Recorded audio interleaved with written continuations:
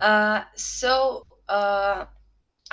Emma, Ecosystem Partnerships Manager for Data Science Conference, and I'll be there as tech support during the tutorial. I want to introduce you to our tutor, Erik Ternav. He is a technology engineer at IBM Slovenia, and he will hold the Build Your Own Generative AI Chatbot with Watsonx Assistant tutorial.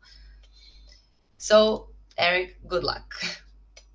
Okay, thank you very much, Amelia. Okay, so first I'm just gonna go ahead and share my screen just so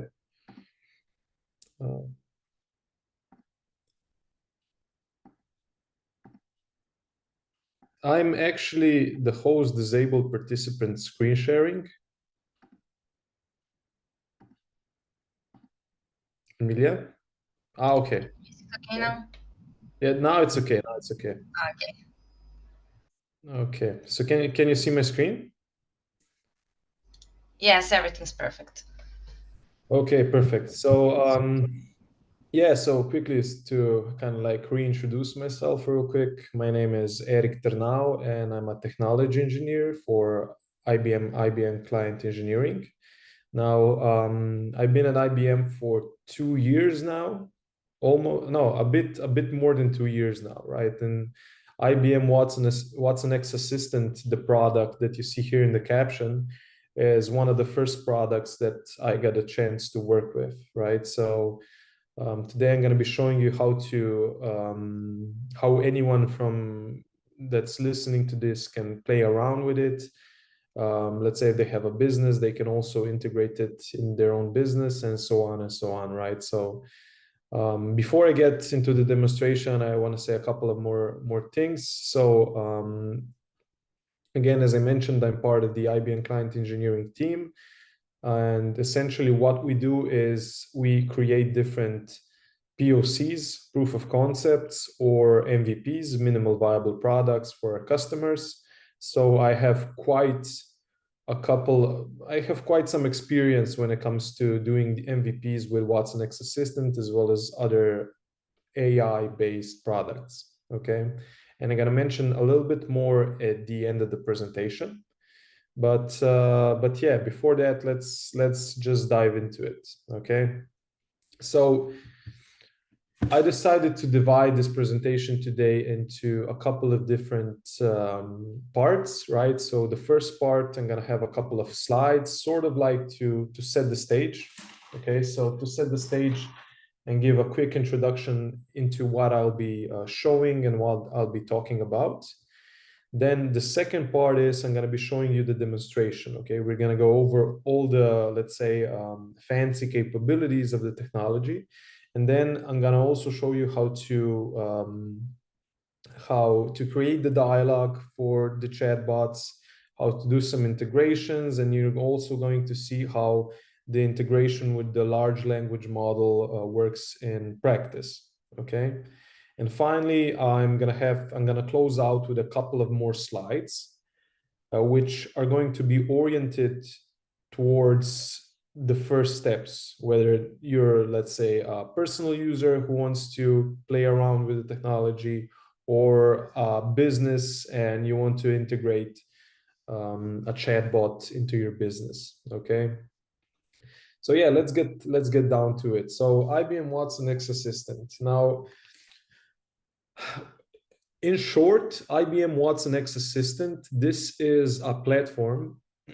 It's a platform so businesses can create their own chatbots for their business, right? And chatbot does not really do the technology justice, but we like to call them virtual agents, okay? Because chatbots, the first thing that comes to mind is that easy, questions and answers, simple type of chatbot, which is not really, apart from it being able to answer a question, maybe like 15 different questions, it's not really there's not any more sophisticated than that, right? So virtual agents are more transactional bots. They can do things on behalf of the user.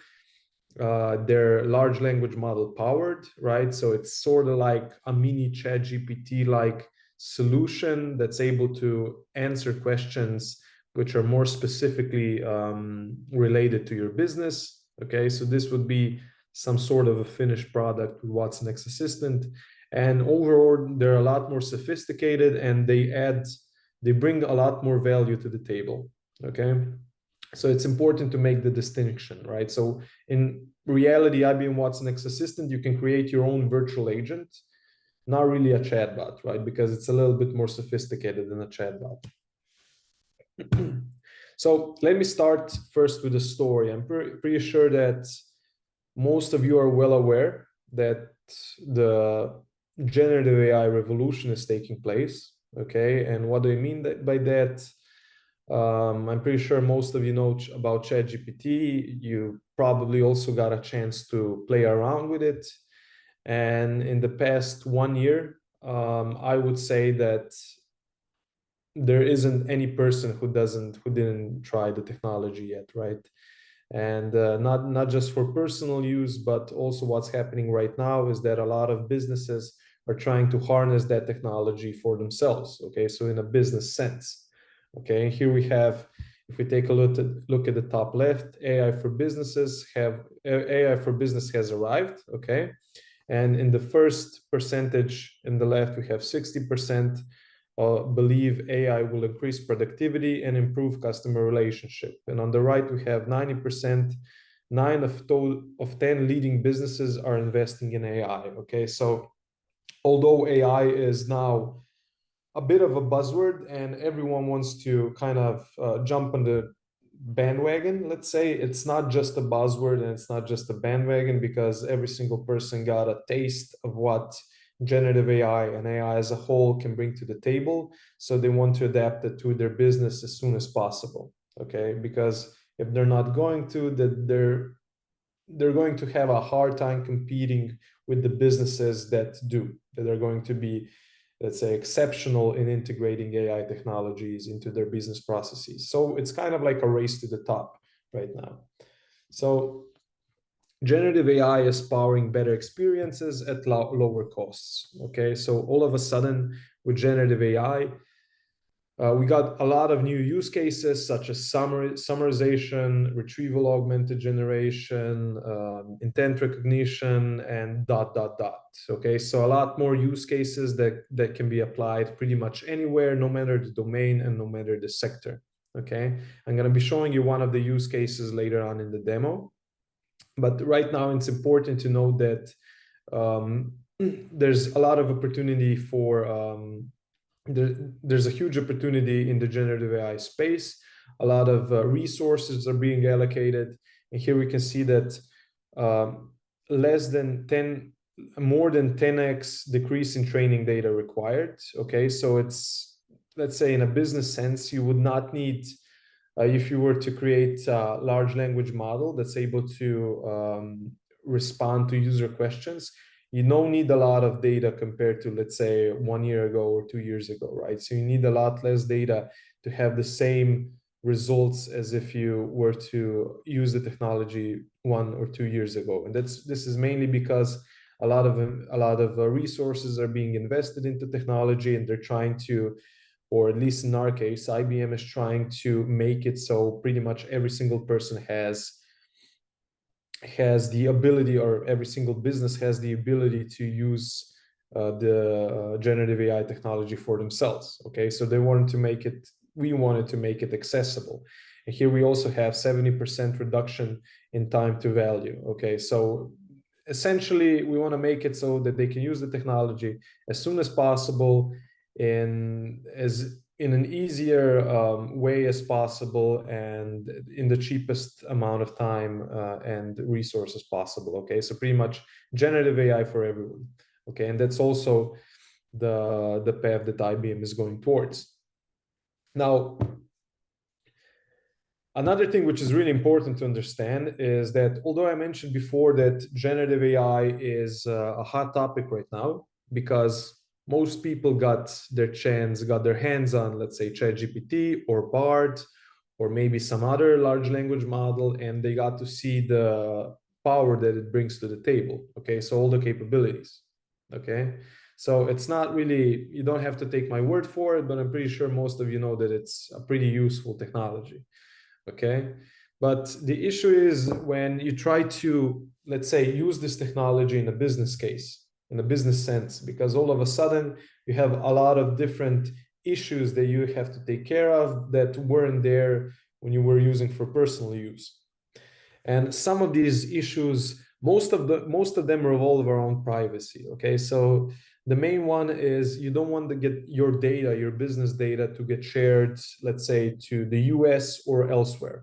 And we all know that, let's say in this case, whatever you type in, as an example, in ChatGPT, right, all of the data gets shared to the US. And in a business sense, if you're, let's say, a more highly regulated industry such as banking, insurance, telco, or pretty much any industry that has something to do with personal data,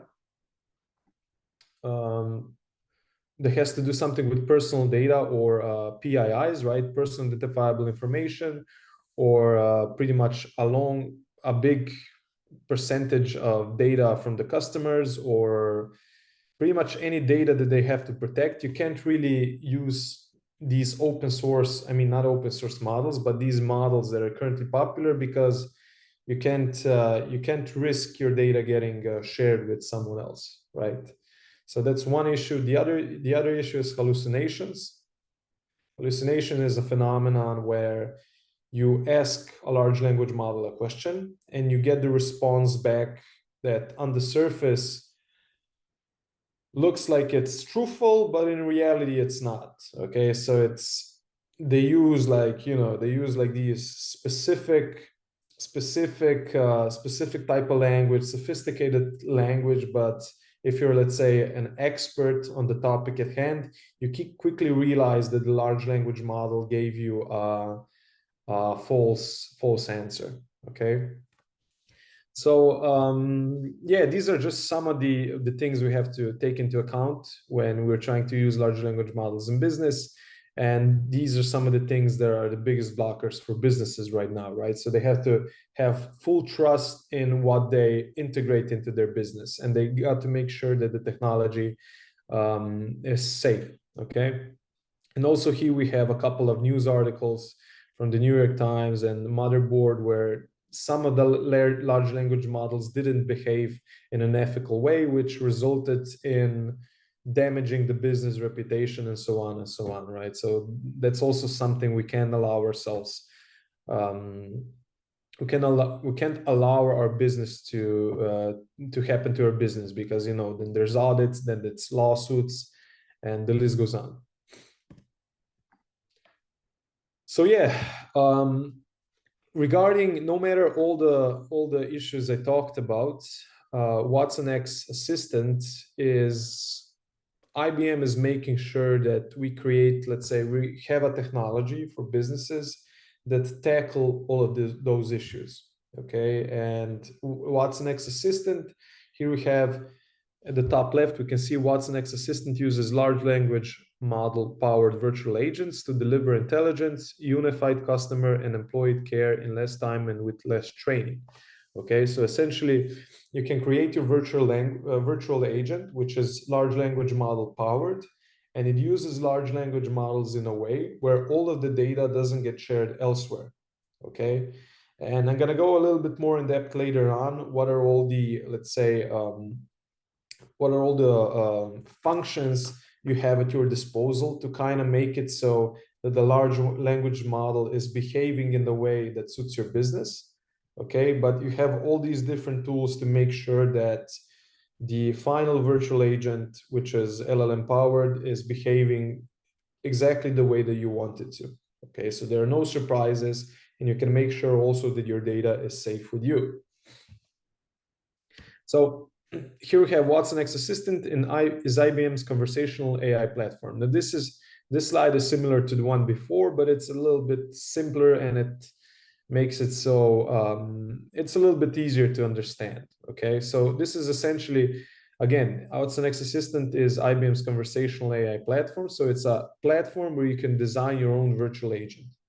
Okay, and here we have a picture of a customer that's sends a message to one of these channels. Okay, so whether that's, you have multiple channels to choose from, whether that's let's say web chat or web application, or you have other out of the box channels such as Slack, Facebook Messenger, WhatsApp.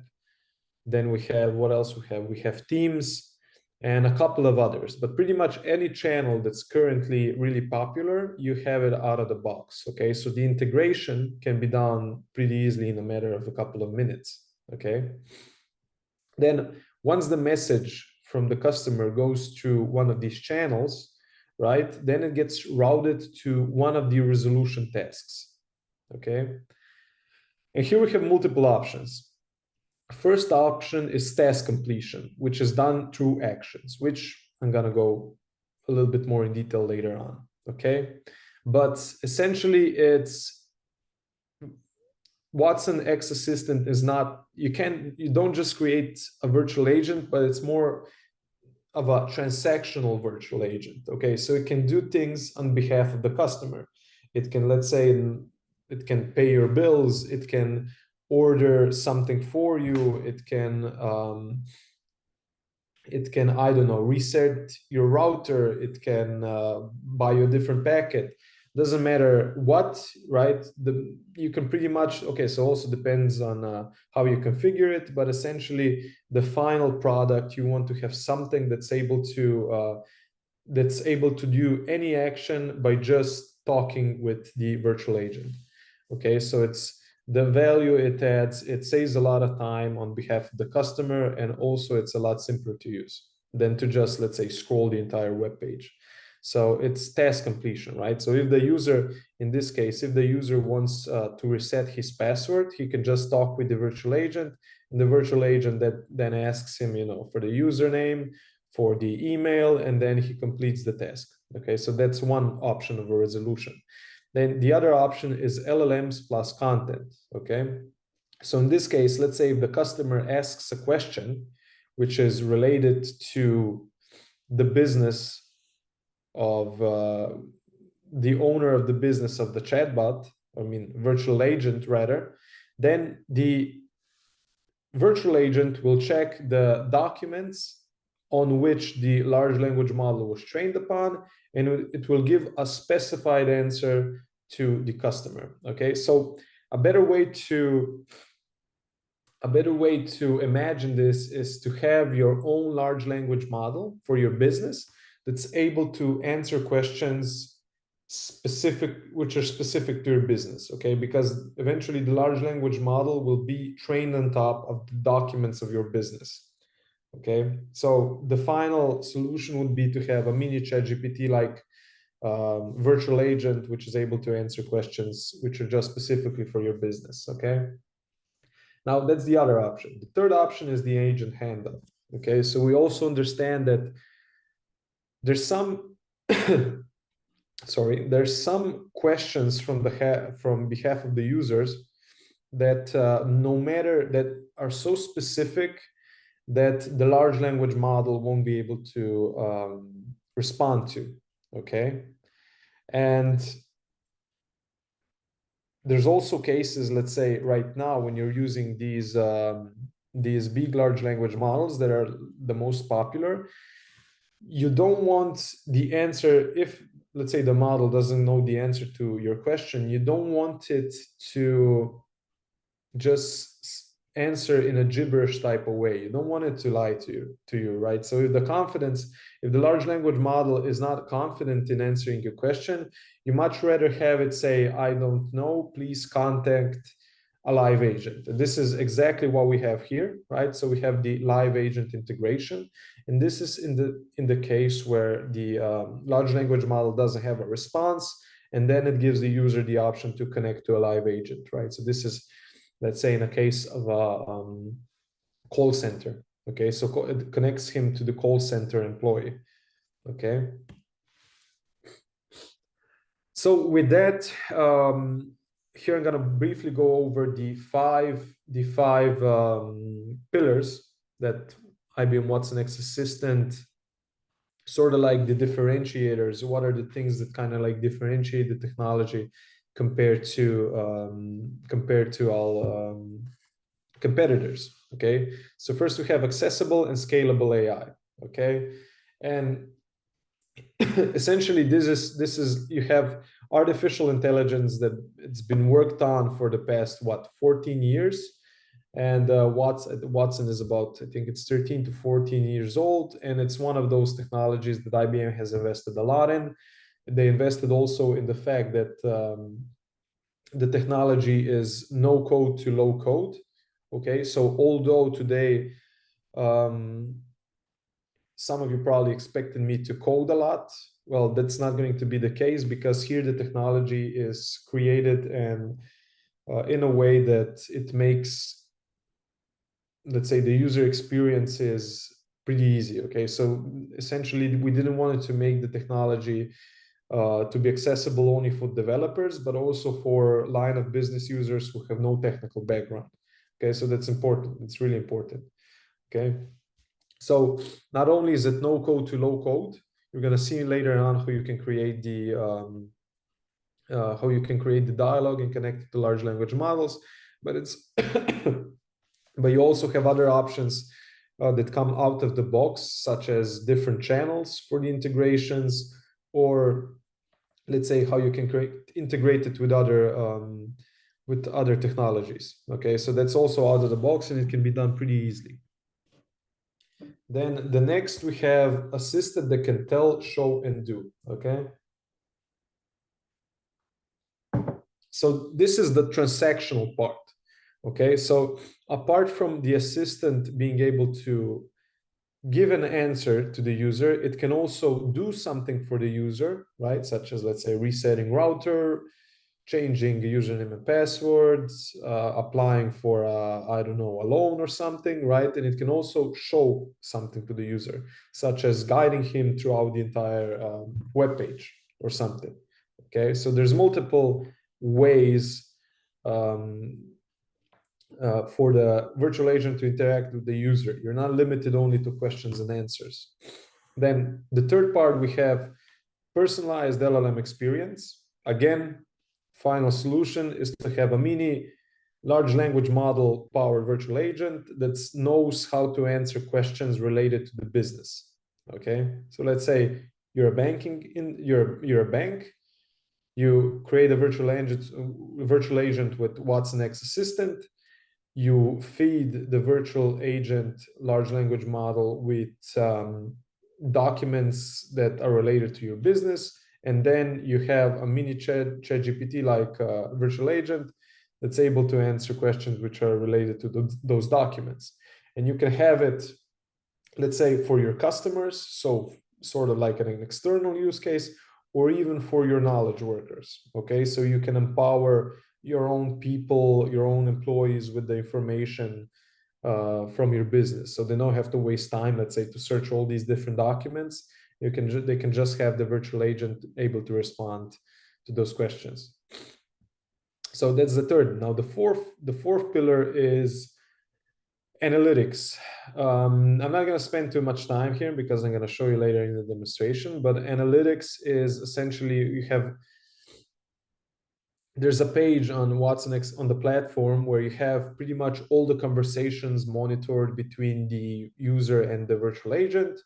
Then you have how good the conversations were, which topics were discussed, how frequent these topics were resolved, which topics are, let's say, causing the most issues, and the list goes on. So you have a bunch of KPIs.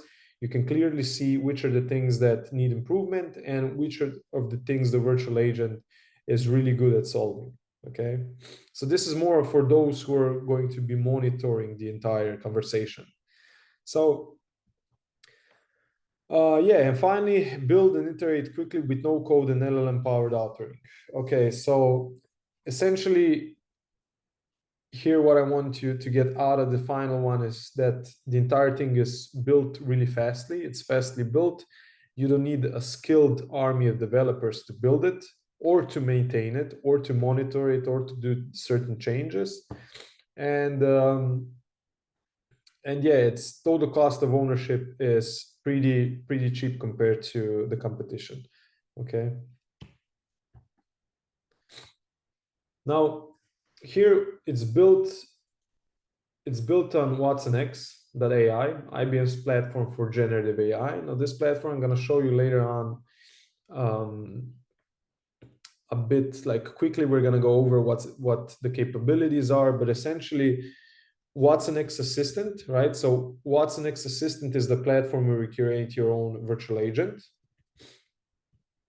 Watsonx.ai is the platform where you pick the large language model that best suits your use case, and then you train it, or you can do whatever you want with it, right? You can connect it to Watsonx assistant, or you can use it for other purposes. But essentially, we're going to be using both these technologies to with this one to provide the model, and then with Watsonx assistant, sort of like the UI, so the chat interface, the user interface with which we're going to be chatting with. Okay, so Watsonx assistant, I'm going to show you later on. Also, we have different types of models we can use. We have a prompting studio, we have a tuning studio where you can fine tune the models. And also, yeah, let's not waste too much time here. I'm going to show you later on.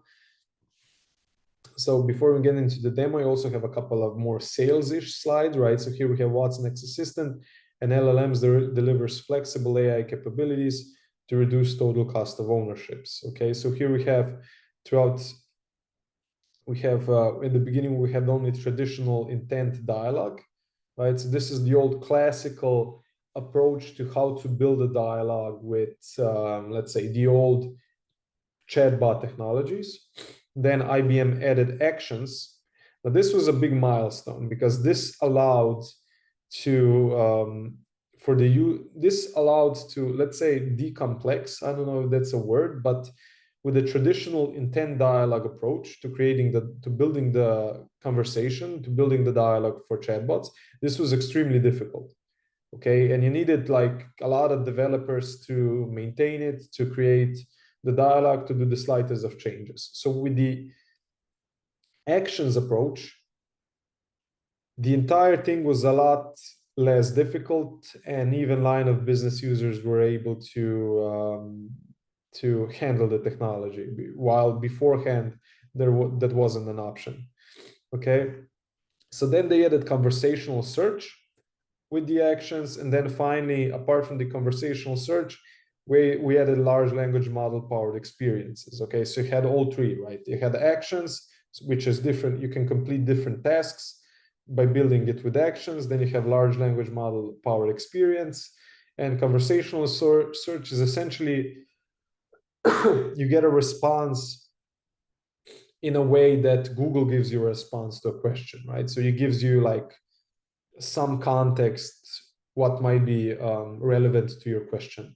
It's not as good as large language model powered experiences, because LLM powered experiences also gives the response in a way that's a bit more human like. Okay, so human like in a sense, you get the impression that you're talking with a real life human being. So accessible and scalable AI that you can rely on to serve your customers. So we have a couple of let's say a couple of graphs which were done sort of like to measure, let's say in this case, the accuracy of Watsonx Assistant. So we can see the entire thing is pretty accurate. And also another graph of how easy it can be scaled and how fast it can be scaled. And here we have three different videos of three different options to show you how, let's say, what I meant by the assistant. If the virtual agent tells you to do something, that shows you to do something, and then actually does something. Okay, so let's take a look at the video. First, I'm gonna click on tell. So we're gonna see an example of how it looks like when the assistant tells the user something, right? So this is a simple response.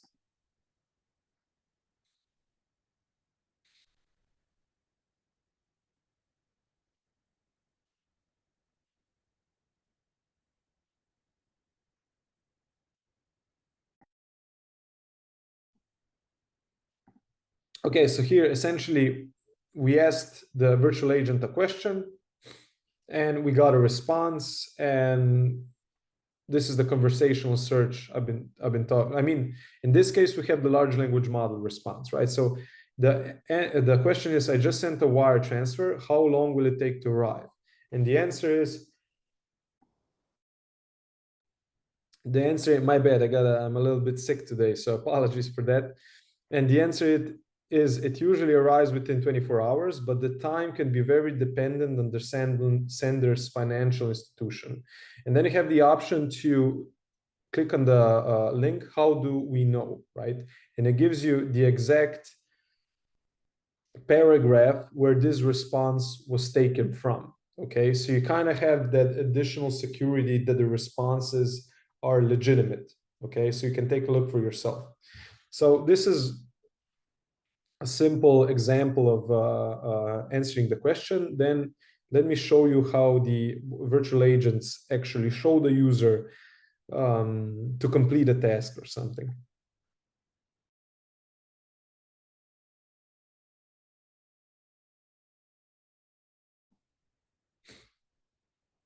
Okay, so in this case, the user typed in dispute a charge, and the virtual agent gives a response and then gives an option that says show me. Okay, and then we click on show me, and then what happens on the chat window minimizes, and then you get these different clouds which are located on the website, which show you exactly where to click. Okay, so it's sort of like it takes you by the hand throughout this journey on what you need to click to get to the destination, in this case to file a dispute. Okay, so here the first cloud says click the profile icon and so on and so on. Okay, and then finally the do part. So in this case, the virtual agent is going to pay my bills. Okay, so I click pay bills. Then I have to click a credit card. Then, okay, so essentially here, click pay bills. The virtual agent asks me which bill would you like to pay. And I have two different credit cards to choose from. I click on the second one, and the virtual agent says, looks like you owe $500 by May 31st. Would you like to pay now? And I have either yes or no, and I click yes.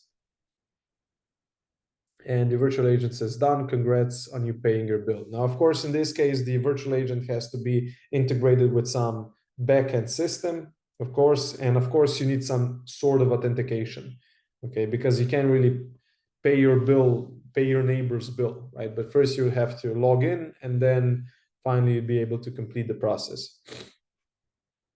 Okay, so deliver consistent and personalized experience with migrating tech stack. Okay, so this this is a bit of a lot of information to take in. Okay, but essentially these are, let's say, these are the multiple channels that come out of the box that you can connect with, that you can have your virtual agent deployed. These are all the, let's say, contact center tools you can connect with out of the box, different content repositories.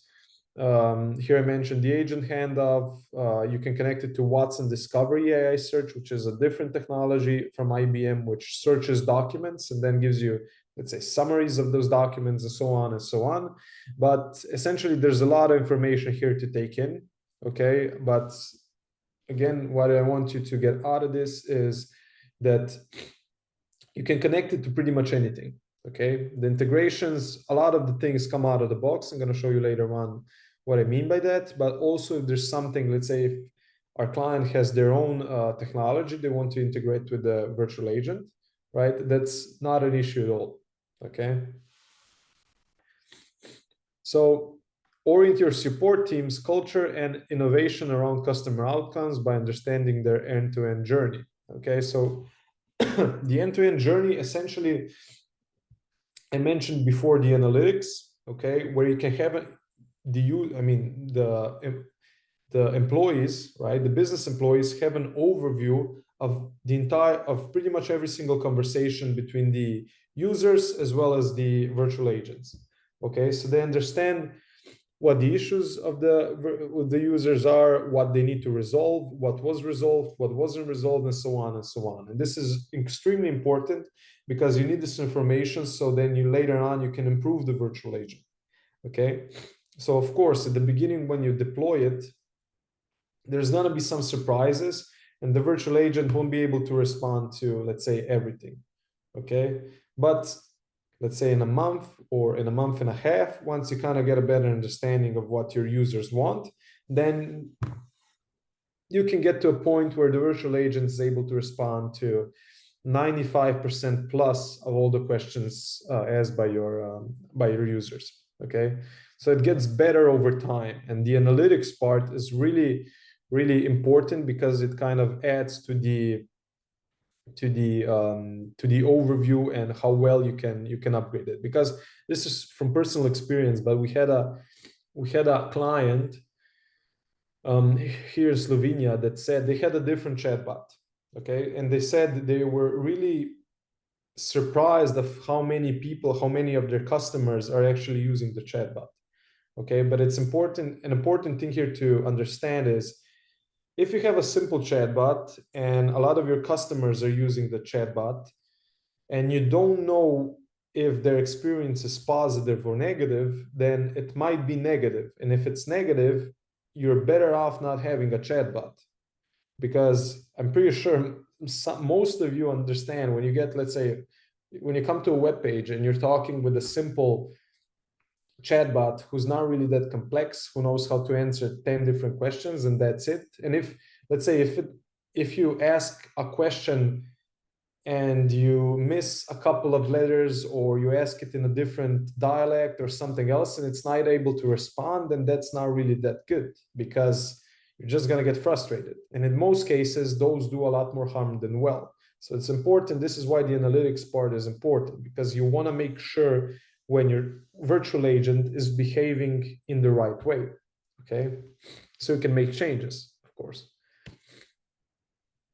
And here we have build and iterate quickly with no code and large language model powered experience. So here I have another quick video on which I'm going to play real quick that highlights this caption. Let's see a preview of how we're making it easier and faster for builders to create new actions. We go into the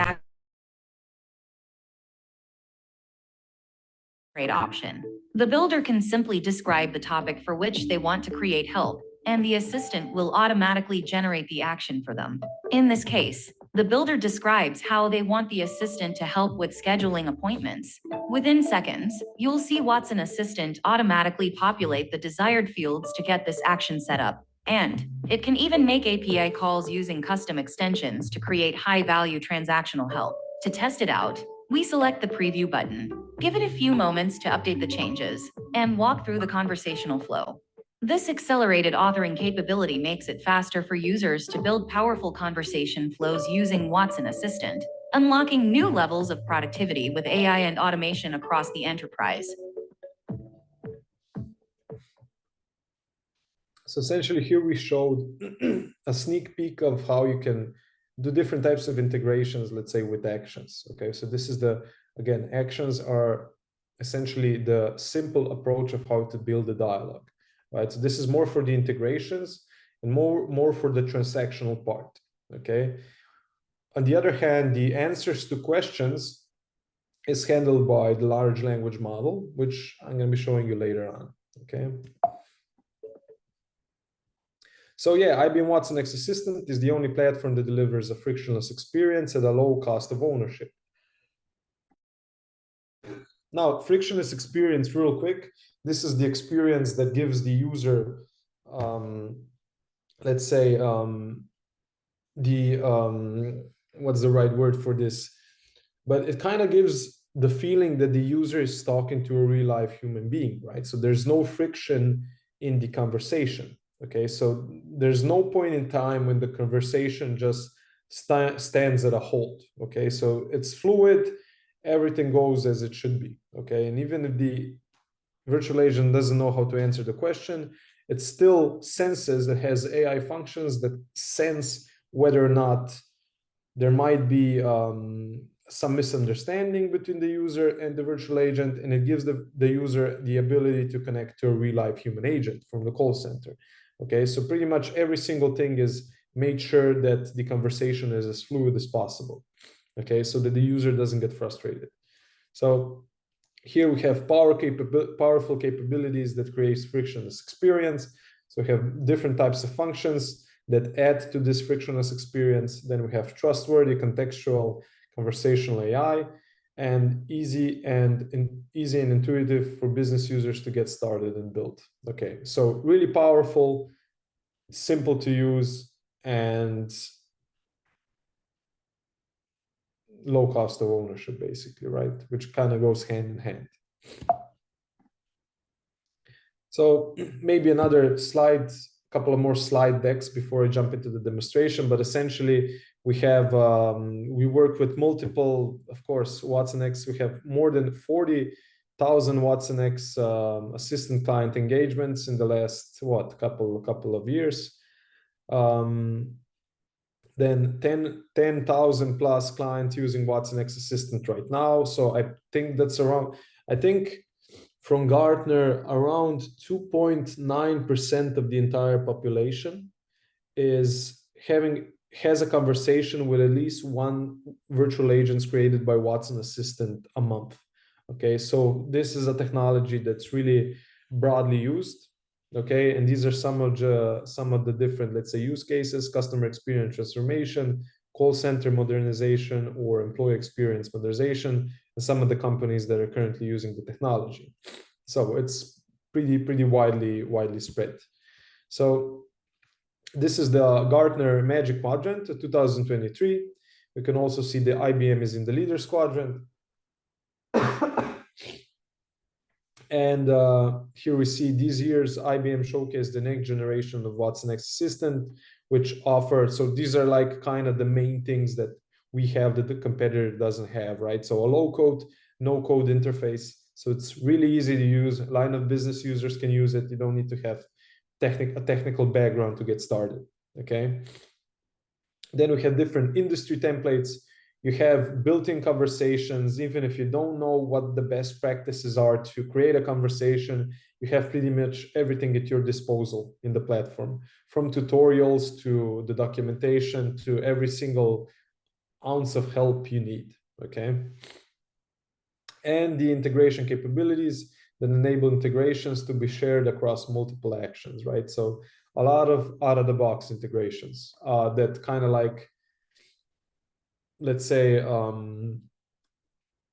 most technologies that are currently really popular come out of the box. They have an out-of-the-box integration with Watsonx Assistant. And this is, let's say, for customer success software, or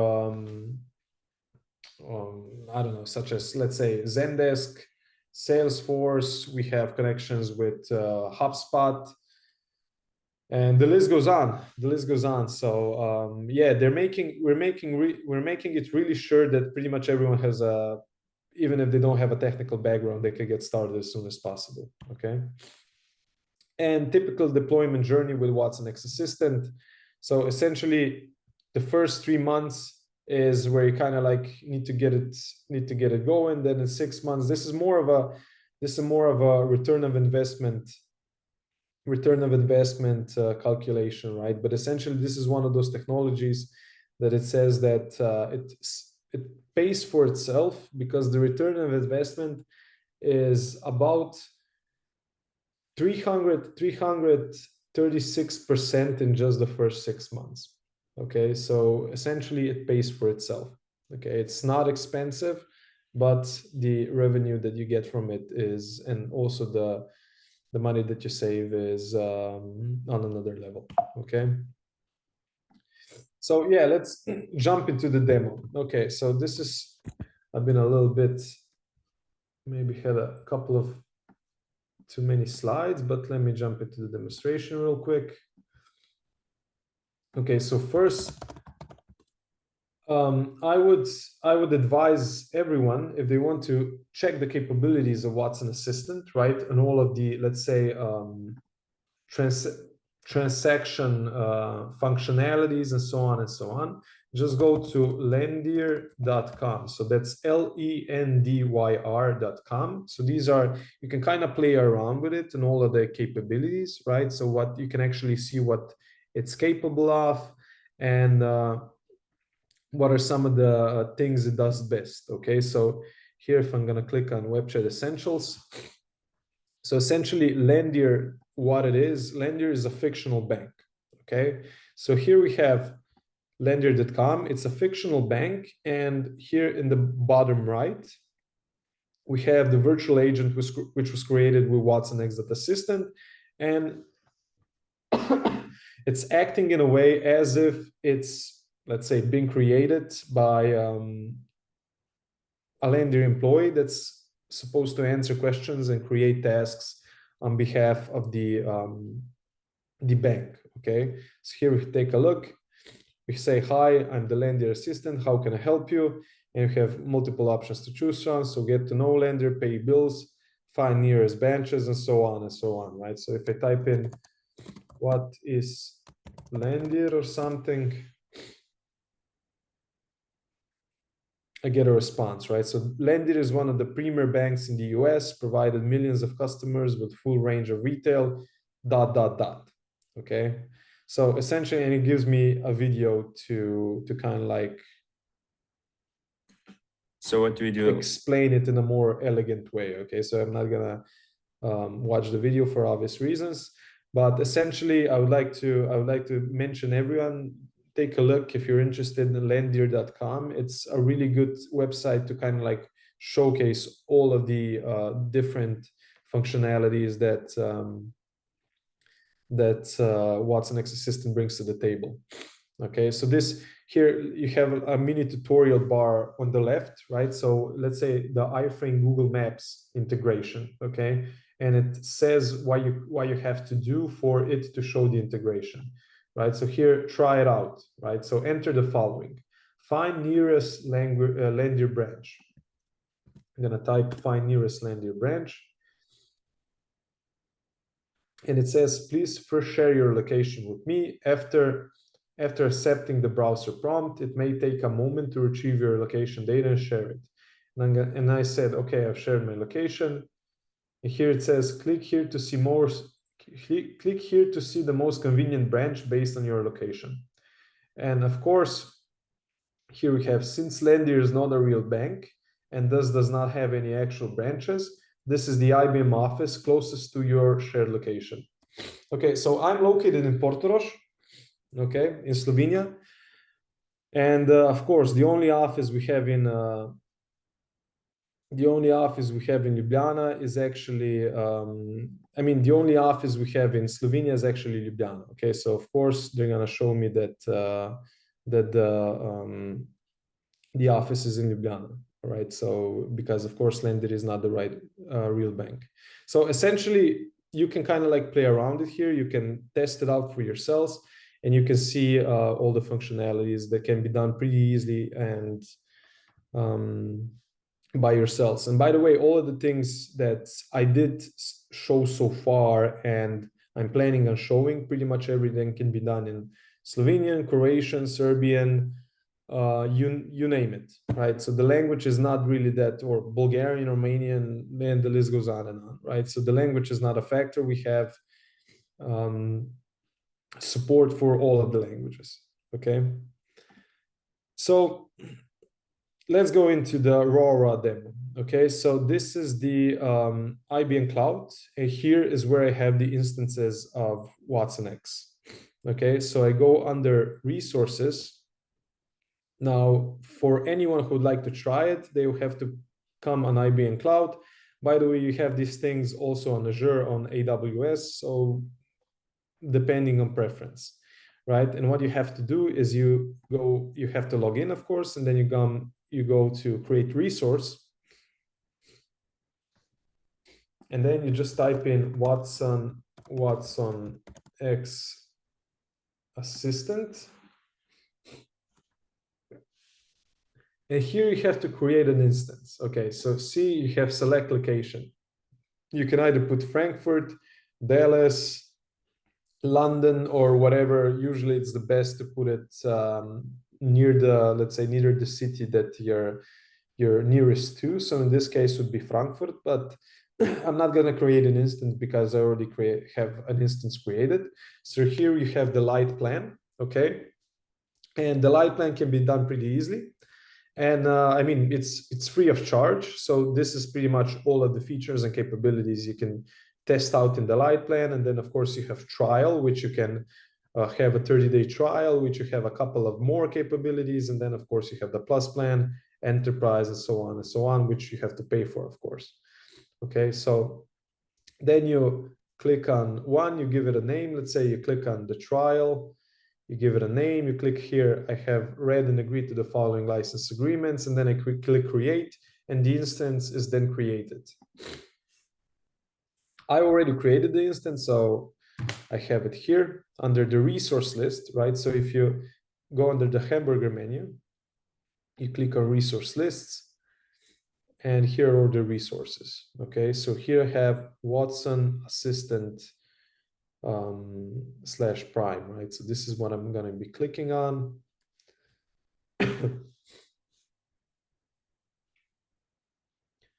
And here I have different types of credentials, and I have to click on Launch Watson Assistant.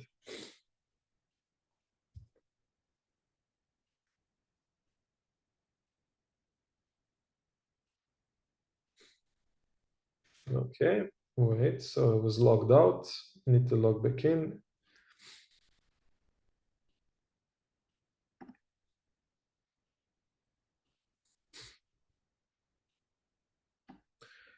Just in case, I'm gonna move it to the other window, just in case it doesn't show my password. Okay, it's okay. Okay, so this is where this is the IBM Watsonx Assistant platform. Okay, so essentially this is, I already have a Landier large language model search created instance, because I want to show you how the integration with large language model works. But if you want to create a new one, you just go here in the top left, you click create new.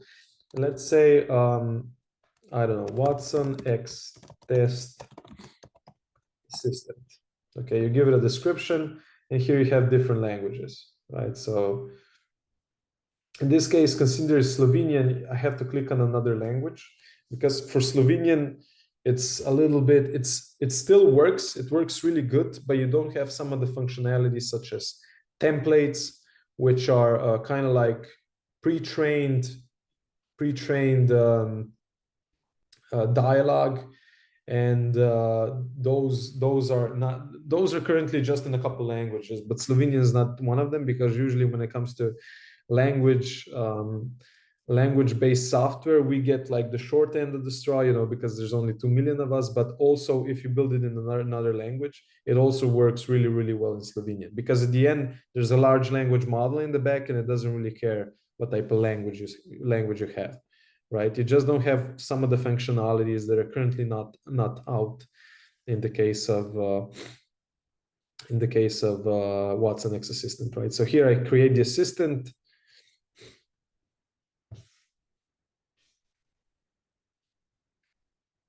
And success, Watsonx test assistant created successfully.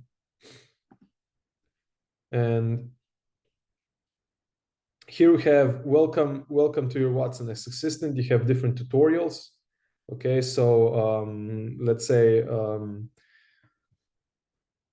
you have learned how to build, easy to use, and new features. Okay, so you have multiple different options that you can kind of like go through pretty much. Again, you don't need any technical background. Everything is set up here. So the moment you jump into the platform, you can get started. You can start working. Okay. Here we can see the get started part is like 7 minutes. It's actually 3 steps. Then we create a conversation in 15 minutes, share with your team in 5 minutes. So altogether, it's less than 30 minutes to get quickly acquainted with the technology. Okay, then apart from that, you have multiple learning resources such as the documentation, or you have Watsonx Assistant virtual agent inside a Watsonx Assistant that's specifically designed to answer questions based on Watsonx Assistant. Okay, so essentially also you have a community of different users that kind of like upload their conversations and so on and so on. But essentially, you have all the help you need. Okay, you're not throughout the entire process. You're not going to have to, let's say, go to other to let's say YouTube or to search for different types of guidelines and so on and so on, because you pretty much have everything you need on this platform. Okay, so here, if you take a look to the left, first, we have home at the top. So this is pretty much the home page. Then we have three different sections. So build, deploy, and improve. Okay, and finally the integrations, activity log, and the system settings at the bottom. Okay, so first thing, we're going to be looking at the building part. So how you can build the dialogue. And these are the actions. Now, before I start, it's important to keep in mind that what I'm going to show you right now, it's mainly used for building the dialogue for the transactions. Okay, so this is not the large language model part. Okay, I'm going to be showing you that later on. Okay, but first here, this is where you build different dialogues for the transactions, right? So let's say for resetting your password, or for resetting your router in a telco case. So let's say if you're a bank, if you want to pay a bill or an insurance, you want to upgrade your insurance policy, or what else is, it doesn't really matter, right? The domain or the sector, you can pretty much apply it everywhere, but you know what I mean, right? So sort of like to complete a task for a user. So here I'm going to click on create action. Now action is essentially the best way to look at actions, to understand actions, is in a way that an action is sort of like a task that needs to be completed. Okay, so an action is sort of like a task that needs to be completed. Okay, so if I create the action, I here have new action. What does your customer say to start this interaction? Okay, so this is, here I have to put an example of what the user will type that will trigger this action. Okay, so let's say I say I want to reset my password, right? So this is something that the user will say to trigger this action, and I click on save. And here I will have to, let's say, the best way, the large language model in the back, the best way to make sure that that it understands different dialects, and that it will understand multiple inputs from the side of the user, is the best practice is to give it 5 different examples here. Okay, just for the beginning. Later on, it improves by itself. But for the beginning, the best practice is to give it 5 examples. So in this case, 5 examples of a sentence that has the same meaning, but it's not formulated in the exact way. So in this case, I want to reset my password. I would type in what would be something similar to this. It would be, let's say, can you change my password, or something like that, yeah, right? Pass, WROD. I can even leave it as like this. Okay, it doesn't really matter, because in practice, most people don't really, I mean, you know, they're kind of in a hurry, they have other things to do, so they type in different types of sentences that aren't really grammatically correct, and you'd be surprised how many times this happens in practice. So let's leave it for now like that. I'm going to click on save, and we're going to jump into the conversation steps. Okay, so conversation steps are essentially different steps in the action. Okay, so if the customer starts with, if this is what's going to trigger this action from the side of the user, right? So the action is going to get triggered if one of these sentences is sent by the user or something along these lines, right? So even in this case, if the user says, I don't know, I want to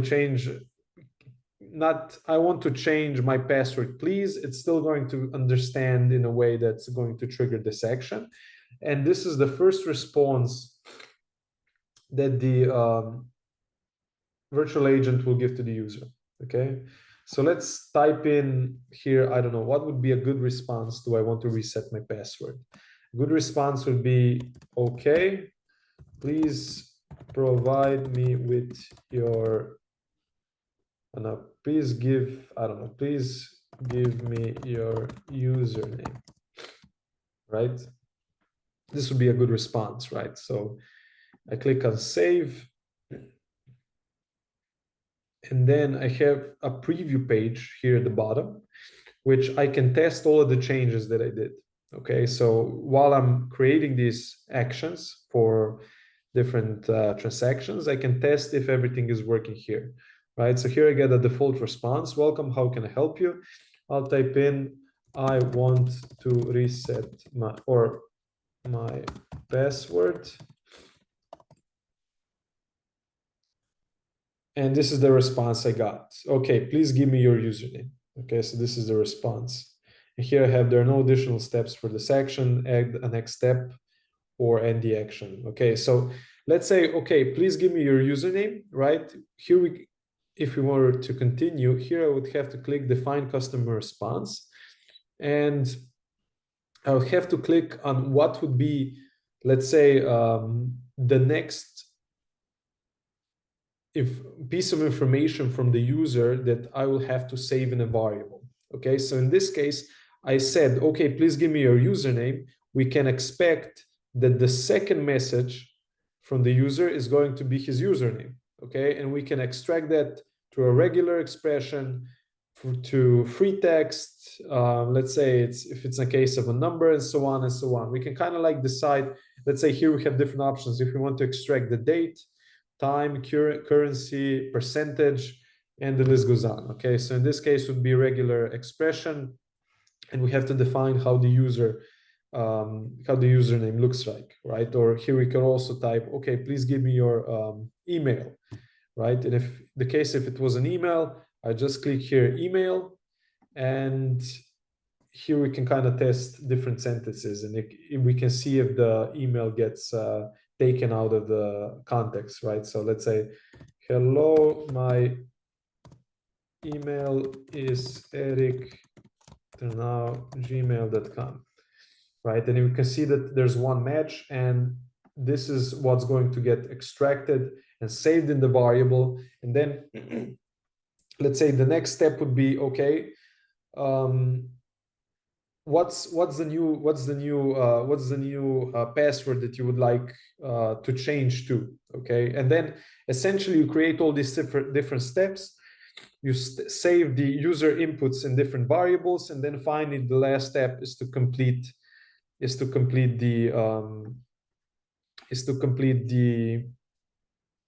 task, and the password gets updated. Okay, so action completed.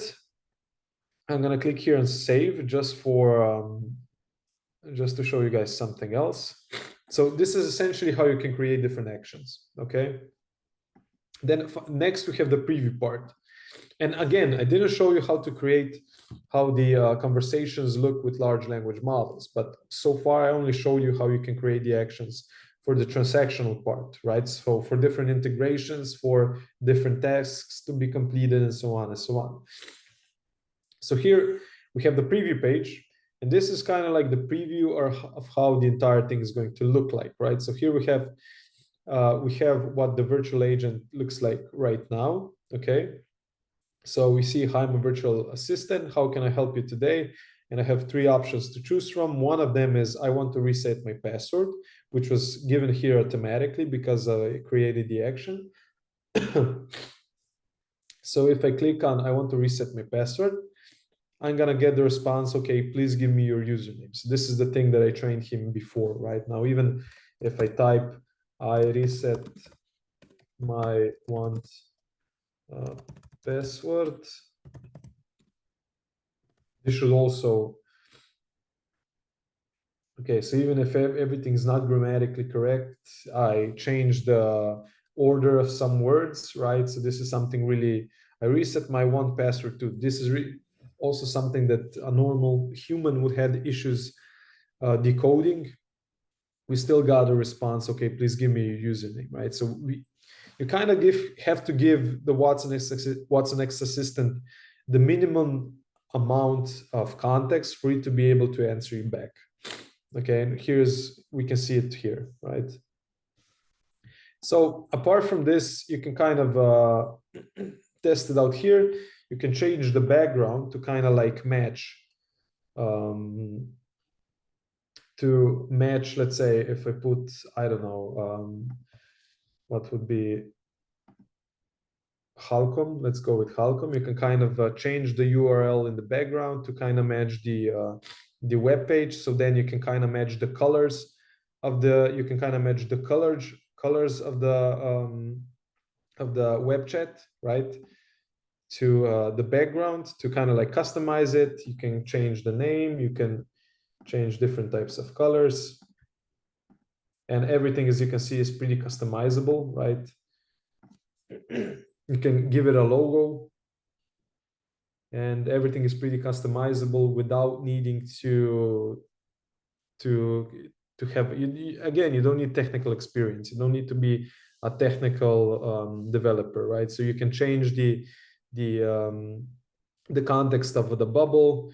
Then you have the home screen. You can change the initial message. You can change the conversational starters. You can add another starter, and the list goes on, right? And here we also have the live agent integration. So the live agent integration, of course, depending on what type of service desk you have, the client has, they can, whether they're using Genesis, Salesforce, Zendesk, Twilio, Oracle, NICE, CX1, you can pretty much connect it here using out of the box, okay, in the integration, which can be done in a matter of minutes, okay? But also if you have your own solution, you can bring your own, okay? Which is pretty easily done as well.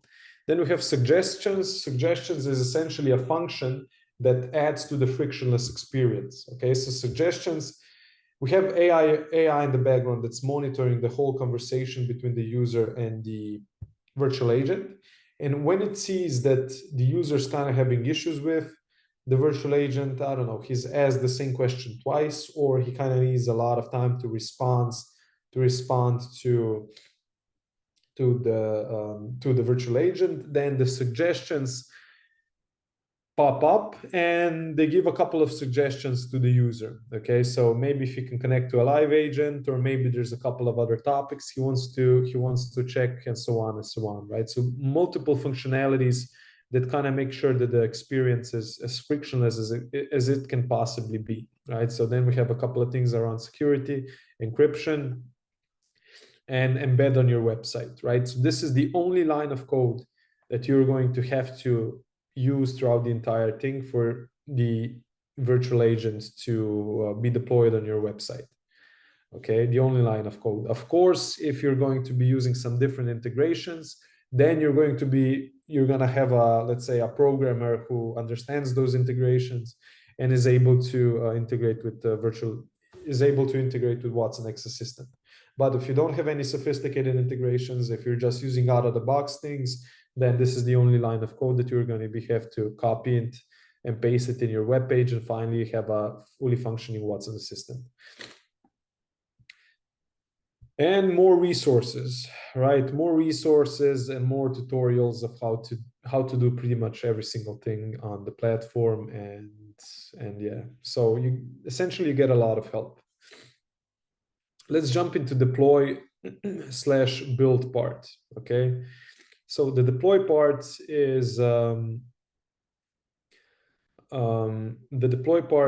basically here. This is the unpublished content. Okay, so this is kind of like the draft environment. So imagine this, pretty much every single thing that has been done in this environment gets changed here, right? So it gets shown here. okay? So then once, let's say, you're content with all the changes you did to the actions and to the customizations and so on and so on, you can just click on publish, and all of these changes are then sent to are upgraded to the live environment. Okay, so pretty much you have an overview of all the things you change, and then you can upgrade them to the live environment. And here we have different environments, right? We have the draft environment, we have the live environment, and then we have all the integrations that are connected to the live environment as well as the draft environment, right? And even if you, like, say, make a mistake, you can also backpedal, right? So if you, let's say, if you make a certain change, it's not really that beneficial, it was a mistake, you can also backpedal to an earlier version. Okay, so please, if you excuse me, I'm going to be back in a minute. I just need to blow my nose.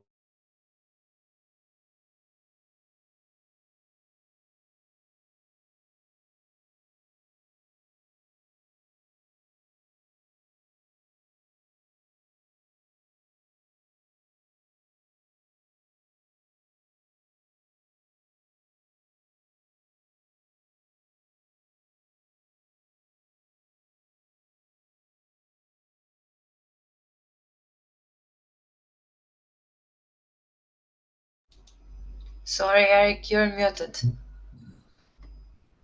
Yeah, sorry, I just went and blow my nose because I don't know, everyone's sick Oh, okay. No in problem. Slovenia recently, so apologize for that. Yeah, apologies again. Okay, so that's when it comes to the deploy part. Now let's go to the analyze part. Okay, so this is the analytics, the things I was talking about before, right? So you want to have an overview of how your virtual agent is conversing with your users. Okay, so you want to make sure that it's conversing in a way that actually benefits your business, and that you don't have any surprises along the way. Okay, so here we have different types of KPIs.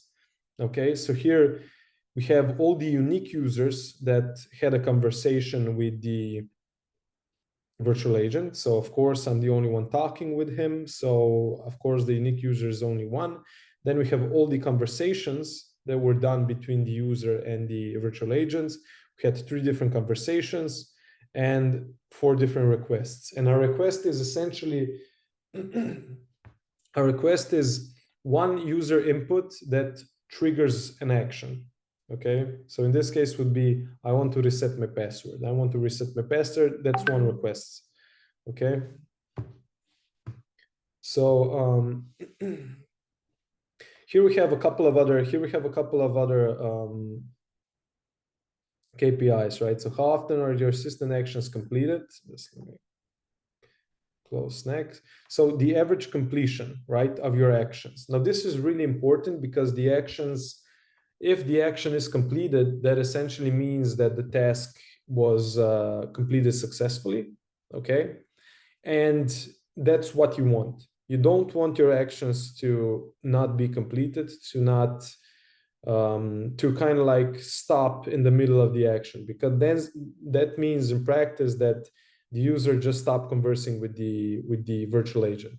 Okay, so you need to have an overview of which actions are completed, when they were let's say when they were completed, and if they weren't completed, you want to make sure until which step the action came that the user said, okay, I'm not gonna waste my time from here on out, right? So then based on this, you have most frequent actions. You have which actions are the most frequent between the user and virtual agent, which is really important. You kind of get an understanding which are the topics that are the most frequent.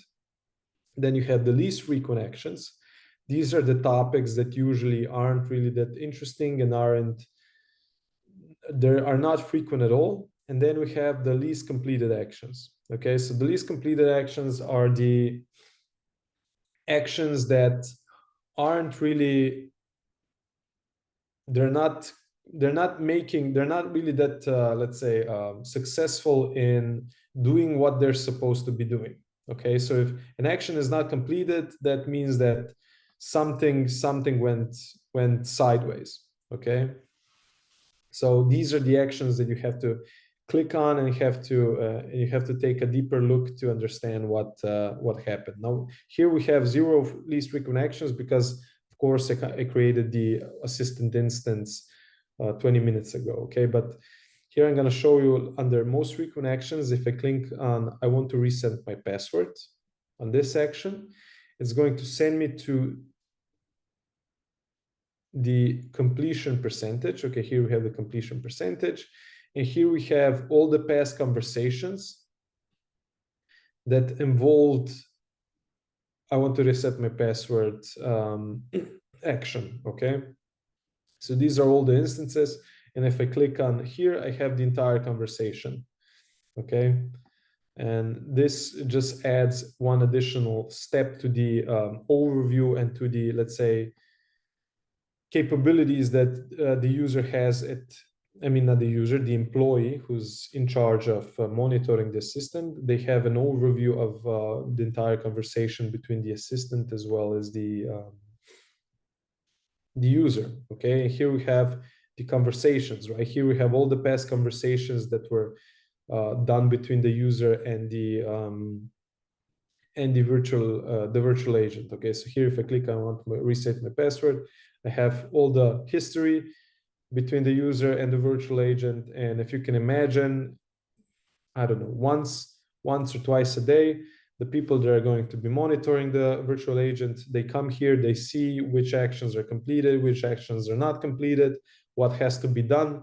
And then it's pretty painfully obvious what the issue is, because you also have the graphs next to it, right? You have different types of graphs which shows you which action was completed and which one was not. And then you just click on actions and you change the action for the better. Okay, and then you see in the next couple of days if you were successful or if you weren't successful. Okay, so yeah, okay, so let's go into the integrations part. The integrations part, this I'm going to show you a couple of different things, right? So here we have essential channels.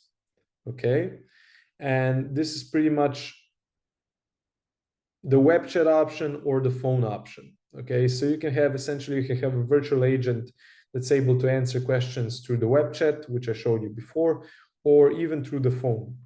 Now, phone in Slovenian case, it's not, the language is not, we have really good text to speech. Oh, my bad. We have really good speech to text, but not really good text to speech. Okay, so this is in the case of Slovenia. I'm not really that sure. I mean, the English language works perfectly, of course, right? But I'm not sure for other EET countries. I'm not exactly sure, so I can't really comment. But on the phone integration. But here we have the different channels, right? So you can have a texting chatbot through SMS.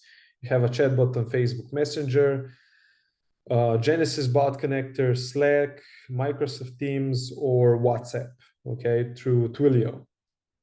So these are some of the channels that come out of the box. And of course, if you want to integrate some of your own, you're free to do that. Then we have different extensions. Okay, so different extensions that come out of the box, such as Google, HubSpot, Covio, App Connect, Watsonx.ai. So this is the large language model I'm going to be showing you later. Magnolia, MailChimp, Spotify, NeuralSeek, and the list goes on. Okay. So this is pretty much, then you have the activity log, and that's pretty much it, right? So this is pretty much an overview of not all, but some of the functionalities. Okay, now let me jump into the Lendir large language model search. Now this is something that I created just so I can showcase you the how one of the use cases works in practice. Okay, so this, by the way, this is Lendir LLM search. This is an English instance. Okay, so now I'm going to show you which are some of the things that the English instance has that Slovenian doesn't have, right? And it's the templates. So how would you like to build your action? So when I click on new action, I can either start from scratch or quick start with templates. So I have different templates, right? So different already pre-built conversations, okay, which are specifically for, let's say, certain use cases, or right now we have certain industries such as banking, healthcare, and insurance. Okay, so you just click on banking, and you have different types of conversation flows which are specifically and best designed and best fit for banking, such as access customer records. Then we have add, check, upcoming payments, basically all the things that are relevant to banking, and it kind of gives you a head start when you're creating your virtual agent. And these, of course, are right now, I'm not sure about other languages, but they're not in Slovenian. So, but even let's say if you're creating a bot in Slovenian, you can just click on this, add these actions to your actions, and then you can just translate them. Okay, so it's not it's a little bit more manual work, but it's not a big of a deal. Okay, so large language models. Now, before I get into here, I have a couple of integrations. I have Watsonx Discovery and Watsonx Customer Extension. So let me just quickly jump into the slides real quick to kind of like to explain the story, okay? So Watsonx AI, again, this is a different platform that allows the users to, or businesses is a better word, because this is essentially Watsonx.ai is a generative AI platform for businesses where they can harness the power of generative AI, okay? And essentially they can, here you have different types of studios, such as prompt engineering studio, you have fine-tuning studios, and you have a large language model library, and you can pick different large language models, and you can test them with prompts, you can test them on your documents, and then the one that's best, I mean, the one that's working with the highest accuracy, the one that best fits your business, you pick the one that's most suitable for you, and then you can use it in your business. Okay, so this is essentially what IBM is going with here. And of course, everything is private. You don't have to make sure, you don't have to, let's say, lose any, no, that's not the right word. You don't have to be scared whether or not your information gets shared with outside sources. You can make sure that your models are not hallucinating. You can make sure the responses are tailored in a way that your business doesn't get in trouble. Okay, so you have a certain degree of governance on your large language models. So this is why this is made for businesses, because governance is the biggest issue right now when it comes to using generative AI in a business sense. Okay, so what I'm playing and showing you now is there's a use case which is called retrieval augmented generation. Okay, I'm not going to go into details, but essentially what it does, I'm going to be using Watson Assistant as the UI. Okay, then we're going to be using Watsonx.ai as the provider of the large language model, and we're going to be using Watson Discovery, which to scrape a document. Okay, and I'm going to show you a document which I already scraped, and is this one. It's Landir frequently asked questions. Okay, so it's a Word document. It's pretty simple, right? And this is what I scraped with Watson Discovery, and then based on this is the information that we're going to be training the large language model with. Okay, not technically, because it's retrieval augmented generation, so we don't directly train the model, but the model isn't trained, but the model helps making decisions based on the content that you give to the model, right? So in this case, it's going to be this Word document. But on the surface, that's a little bit more technical. But on the surface, the result is sort of like you train the large language model with this document, right? So I'm just gonna, for the sake of making everything a little bit more simplistic, I'm gonna continue on from here on, sort of like we trained the model with this document, right? So essentially, these are different frequently asked questions revolving around Lendir. Okay. So yeah, let me go into the to the cloud, because for this part, I need to open a different technology, a different software rather. I need to open Watson Discovery. Now, Watson Discovery is a different component which scrapes different documents, scrapes web chats, or pretty much whatever type of format your documents are in. You give them to Watson Discovery, and it scrapes the entire thing, and then you train the model with the information you got from the scraping. Okay, so this is Watson Discovery, and I'm gonna click on Watson Discovery. So this is not just for scraping, but essentially it's a text analysis tool. Okay. So once you're done with the scraping, you can kind of then see where the information. Once you're done with the scraping, you can then search all these documents. Okay, so I'm going to click a new project. I'm going to give it a name. So test 1, 1, 2, 3. I'm going to click on document retrieval. Click on next. I'm going to click here. I'm going to upload the data. Okay, so I'm going to upload the Word document from which I want the information to be taken from. I'm going to click on test 1, 2, 3. So the document is in English, but of course I have Serbian, Bosnian, Croatian, and so on, right? But I'm going to click on English, considering the document is in English. OCR, no, I don't need OCR. And I have to drag and drop the document. Okay, drag and drop the document, and the upload was completed. Okay, so now I click on next. So now in this case, collection is updated. So in this case, I would have to wait for one document is processing, right? I have to wait for the document to be available. This will be done in a matter of minutes, but I already prepared this part. So let's go to Lendir documents. And where is it? And this is where I can search the documents. Okay, so if we take a look, okay, so what are some of the questions here? Okay, so let's go. Let's ask, how is my APY tier determined? Okay, how is my APY?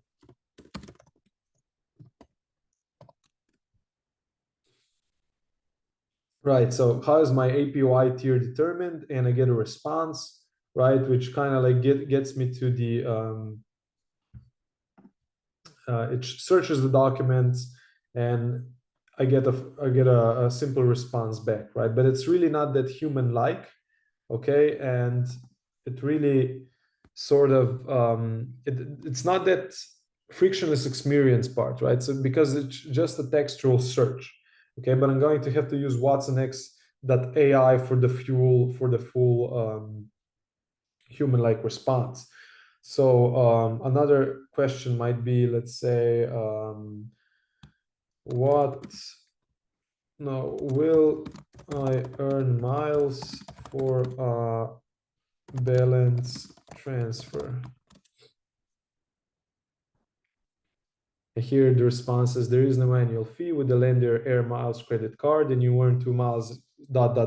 right? So we kind of get the response. We get all the information that we need, but it's not human-like. It's essentially a piece from the document. Okay, so again, that's fine, right?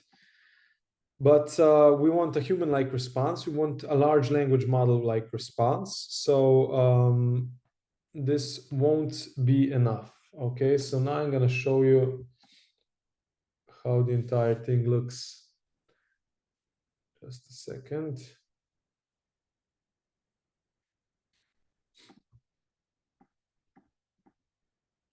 so for that sake, okay, so I showed you how Watson Discovery works, right? So you scrape the entire thing. But now let me, here we're back at Watsonx.assistant, okay? And here I prepared two different integrations. Okay, so have the Watsonx custom extension. So this connects me to the large language model as well as Watson Discovery custom extension. So this brings me to connects me to the database where we have the scraped information. Okay, so I created this pretty simple. You have here Watsonx.ai, how to connect it. And the same for discovery. Where's discovery? Watsonx.discovery. Here it is for Watsonx.discovery. So I did both of these in a matter of a couple of minutes. All you need is the API key, the open API spec, and that's pretty much it, right? So just a second. So I find the right website.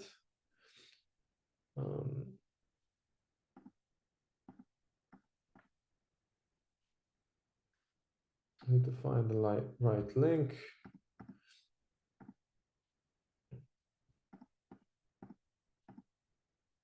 So yeah, okay. So this is now, if I take a look at the preview, okay, here if I type in, change background, wait, let's change it to a different color so it's not going to be as dark. Let's just put Google for now. And now here, if I type in, here we have the integration, right? So now we have the large language model as well as the Watson Discovery information that we trained the model on. And here, if I ask the same question as I did before in Watson Discovery, I will expect a more human-like answer, such as, so let's go, will I earn miles for balance transfer?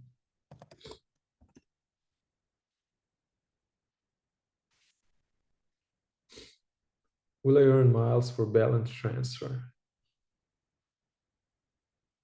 So it takes a little bit of time because I'm in the light plan, and of course the light plan is sort of like to test it out, right? So usually in practice that would be a lot faster. Plus, have this instance in Dallas, not in Frankfurt. So if you were to use something in Plus or in Frankfurt, this would be a lot faster. So in this case, if I asked, will I earn miles for balance transfer? I got the response, no, you'll not earn miles for any balance transfer or cash advance made in your lender Air Miles credit card account, source and document, right? So the response is noticeably more human-like compared to the one before.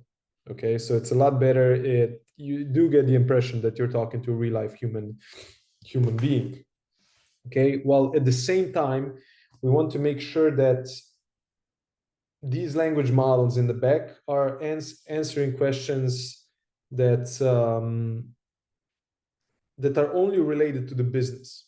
Okay, you can change this, of course, but for the sake of, let's say, making things safe and help, you don't want any unnecessary answers that might get you in trouble, right? So let's say if I ask, who won the 2022 NBA championship?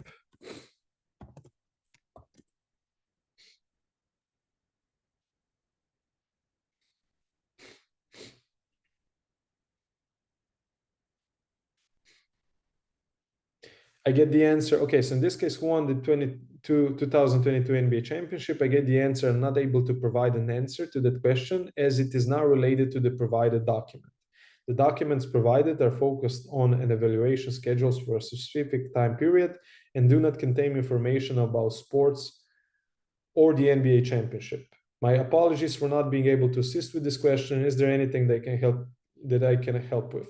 Okay, so get a response that it makes sure that it understands this is not part of the context that it was trained upon. And although that it understand that the question is about sports or the NBA championship, it probably has the response, but it won't give me the response because it's not relevant to the business. Okay, and it kind of like makes sure that it only responds to questions that they were located in the documents it was trained upon.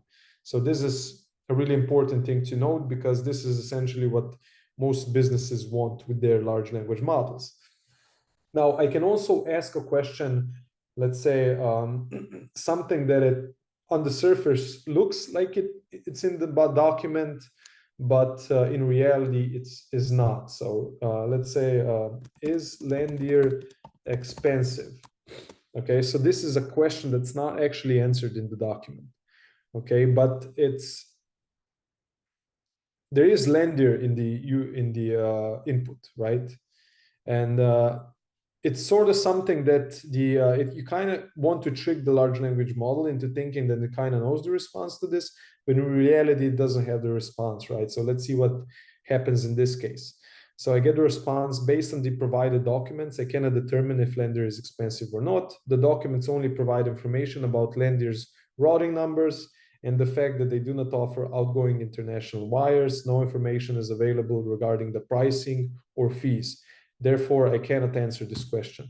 Okay, so these are multiple response options I get, right? So first, will I earn miles for balance transfer? It knows the answer. I get a simple response, human-like response. I ask a question which is not relevant at all. I get an answer that it says that it can't answer the question because it's not relevant. And finally, I give a question that looks like it's relevant, but the virtual agent doesn't know how to give me a response. And this is the response stating that it doesn't have the information in the documents.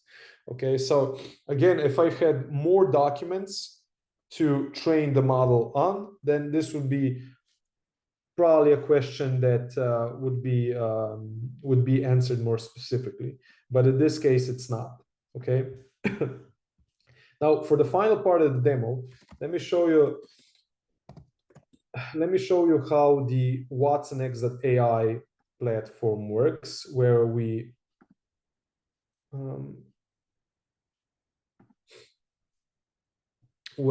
played around with our where we used our large language models. Okay, so this is, all right, let me just launch in. By the way, all of the things I showed to today, maybe I can show now in a different language. I can show in a, okay, welcome back, Erik. Okay. So here I'm gonna go under projects. I'm gonna quickly skim over this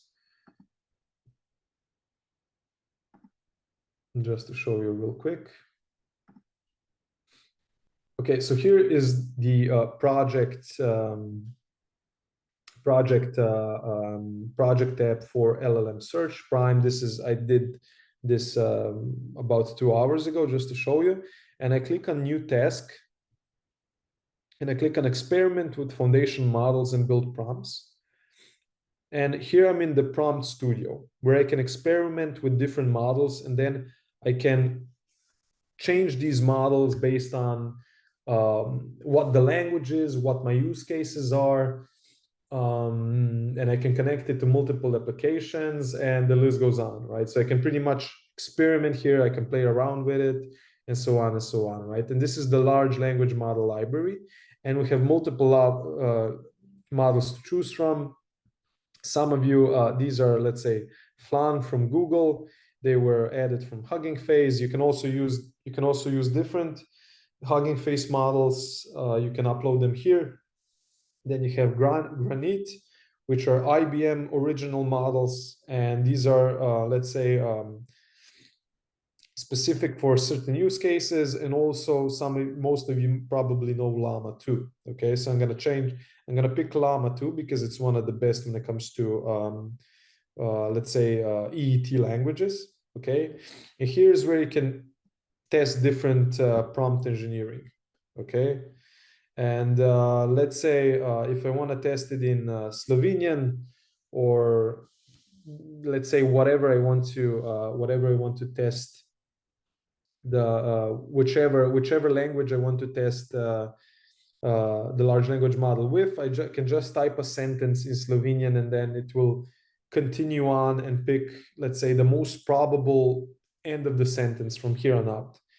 Okay, so let's say in the Slovenian language, I'll just type in France Prešeren je bil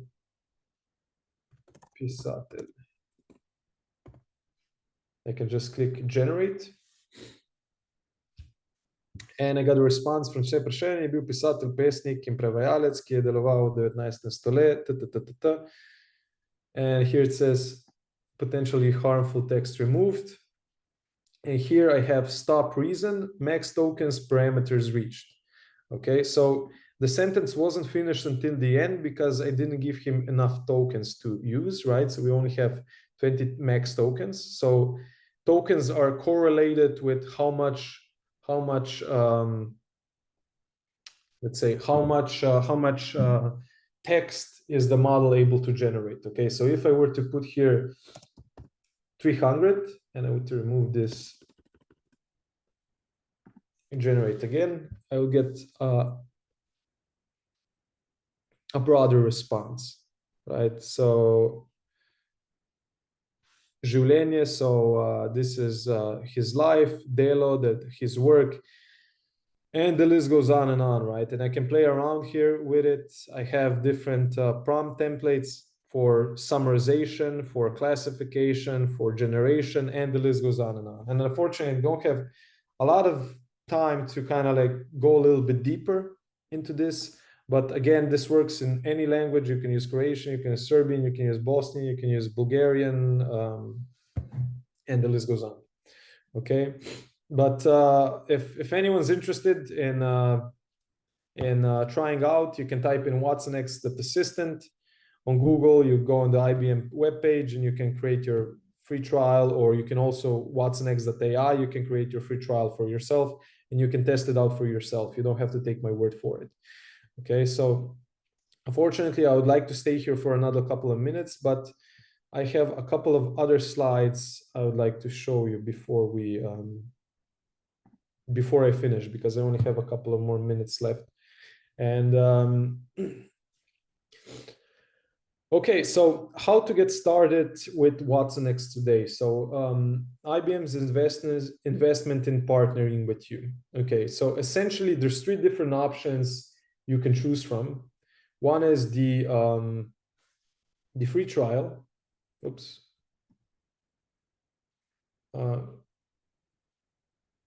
Can you share with us the materials? Can we get the materials? Of course. Yeah, I'm sorry. Just now it's where I only saw the questions. I'll share everything.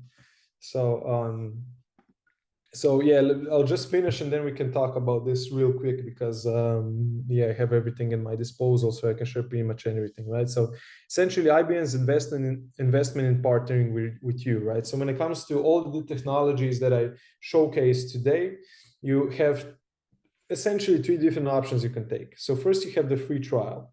Okay, so experience Watsonx by yourself with a free trial through ibm.com/watsonx. Okay, so this is for Watsonx, or you can also have a similar approach for Watsonx assistant on the IBM Cloud. Okay. The other option is client briefing. Okay, so usually if we have a client at IBM, they call us and we sit down for a couple of hours and we talk about some potential use cases, something they might, let's say they might need depending on their sector. And we come to, let's say we give a little bit of, let's say, consulting of what they can use. But the main thing here is the pilot program. Okay, and the pilot program is something that's extremely related to me.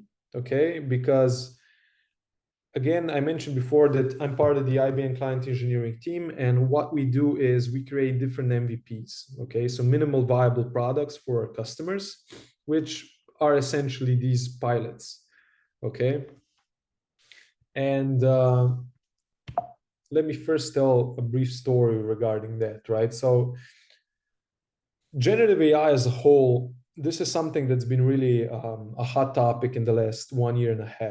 Okay, and IBM did, let's say, IBM invested a lot because we kind of understood that this was going to be a big topic. It's going to be a boom. And we didn't just invest in different technologies such as Watsonx Assistant and Watsonx.ai, but we also invested in a team which is ready to implement these MVPs for our clients. Okay, so here at the top right, we have IBM Watsonx pilot team. We have more than 600 plus AI engineers, which were employed since the last 2 years, which are exclusively trained to create MVPs for our clients, which are based on Watsonx ... software, right? So Watsonx.ai, large language model software, then Watsonx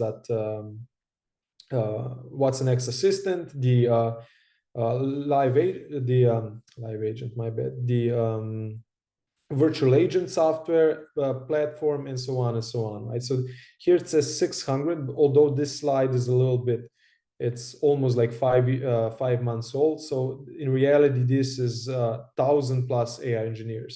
Okay, so in EET now we have, I think we have what, almost 15 people. There's currently 2 in Slovenia, 2 in Croatia, 2 in Serbia, 1 in Bulgaria. Basically, pretty much we covered the whole EET, right? So I'm the guy that covers kind of Slovenia. And we have 50 plus countries, and in 50 plus countries, right? And 100 plus domain and industry experts. Now,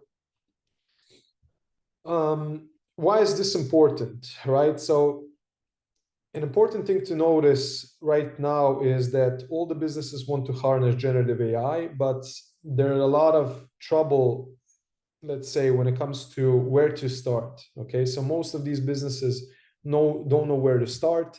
They don't know which use cases they might be able to use. They don't know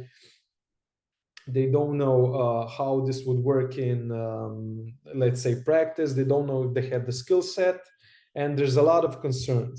Okay, so essentially what IBM does, we can sit down with our team, okay, and we can create an MVP, so a minimal viable product or pilot for our client.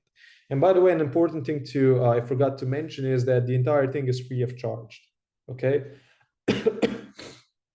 so we create a pilot for our client free of charge, and then we leave the decision for our client whether or not they want to buy the product in the end. Okay, but first we give them these options for them to test it out for themselves, so they can kind of see that the entire thing is working properly, and then they get the decision to either buy or not. Okay, so based on my experience, let me first guide you through the entire thing and how this looks like in practice. Okay, so essentially we can kind of divide the entire thing into 2 different parts, right? So we have the invest and plan part, and then build and execute. So the first part is we sit down with the client. Okay, and let me give an example that happened recently. Okay, we had a local bank here in Slovenia. We sat down with a bank, and they wanted to leverage generative AI, but they didn't know where to start. Okay, so we sat down, we had a talk, and we had a set of workshops, brainstorming workshops, which involved us IBMers in understanding their infrastructure and their data, and us also demoing different technologies for the client. So, and finally, we created the scope of the MVP, right? So the scope of the pilot.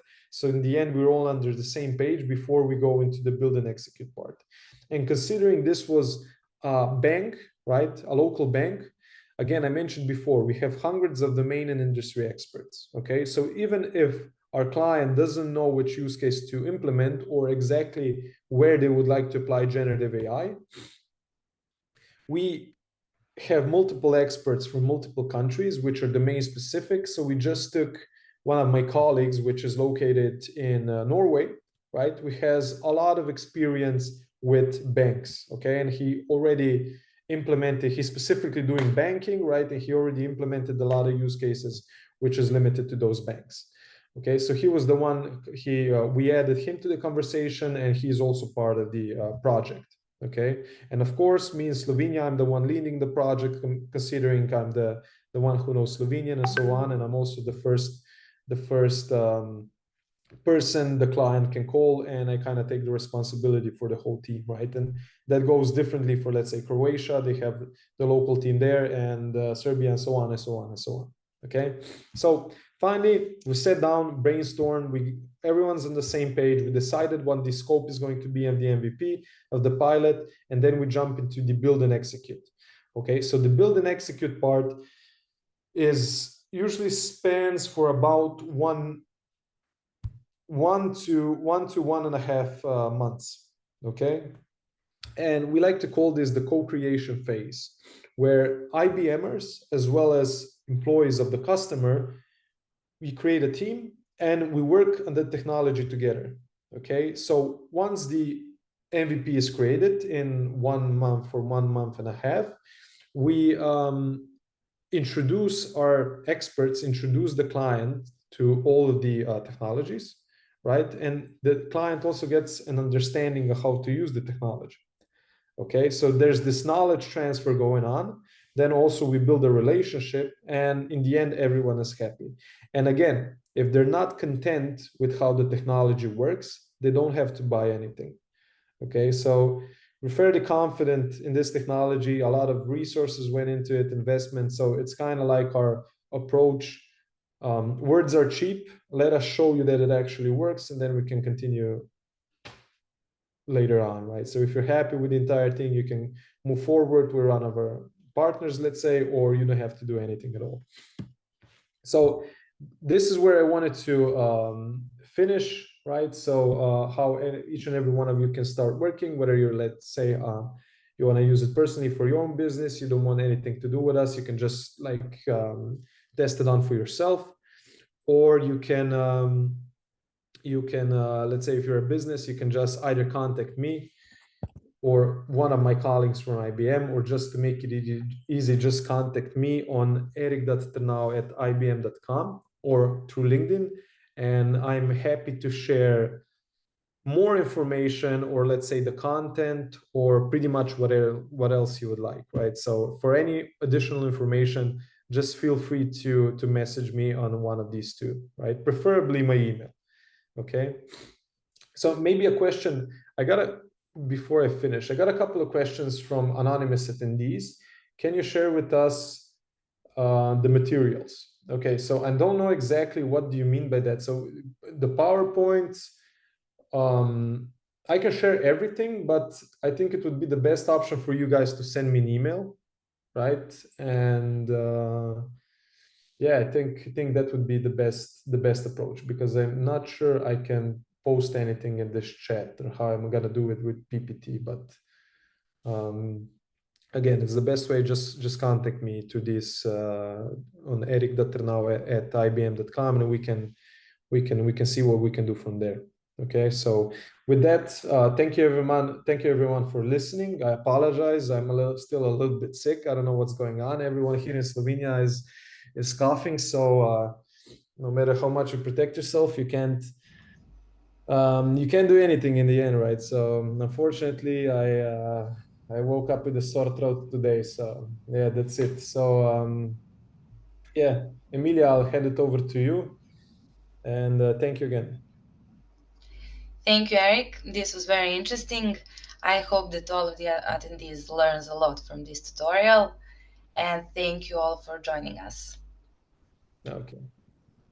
Thank you, Emilia, for having me. Bye. Bye.